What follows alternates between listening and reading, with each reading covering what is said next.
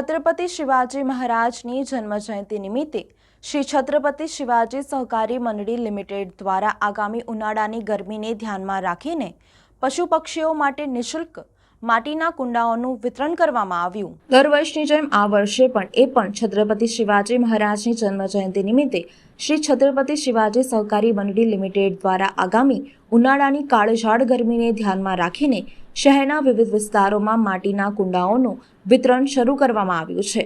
ત્યારે આજ રોજ શહેરના ખંડેરાવ માર્કેટ 4 રસ્તા ખાતે શ્રી છત્રપતિ શિવાજી સહકારી લિમિટેડના અધ્યક્ષ ગૌરવ રમાકાંત પવડેની અધ્યક્ષતામાં તેમના વરદ હસ્તે આ બાઉલનું નિઃશુલ્ક વિતરણ કરવામાં આવ્યું હતું।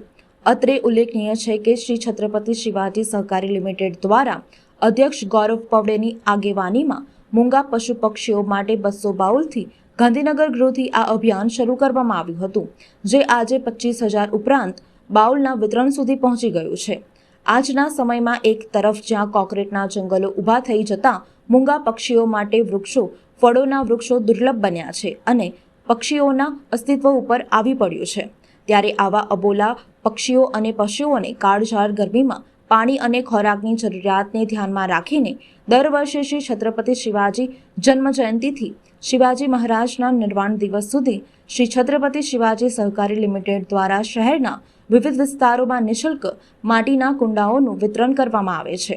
ત્યારે આજે શ્રી વીર શિવાજી મહારાજની જન્મજયંતિથી આગામી 3 એપ્રિલ શ્રી શિવાજી મહારાજના નિર્વાણ દિવસ સુધી શહેરના વિવિધ વિસ્તારોમાં આ કાર્યક્રમ યોજવામાં આવશે। આજે ખંડેરાવ માર્કેટ સ્થિત છત્રપતિ શિવાજી મહારાજના જન્મદિવસથી કે તેમના નિર્વાણ દિવસ 3 એપ્રિલ સુધી વડોદરા શહેરના વિવિધ વિસ્તારોમાં બાઉલ વિતરણ થવા જઈ રહ્યું છે। અંદાજે અમે 25,000થી ઉપર બાઉલ વિતરણ કરી રહ્યા છે। આની શરૂઆત અમે 200 બાઉલથી ગાંધીનગર ગૃહથી કરેલી ને આજે અમે 25,000 સુધી પહોંચ્યા છે। એનો મુખ્ય શ્રેય વડોદરાની જાગૃત જનતા અને આપના શ્રોતાઓનો છે કે જેઓએ અમને આ પ્રેરણા આપી અને ઉત્સાહભેર આ કાર્યક્રમમાં જોડાય છે।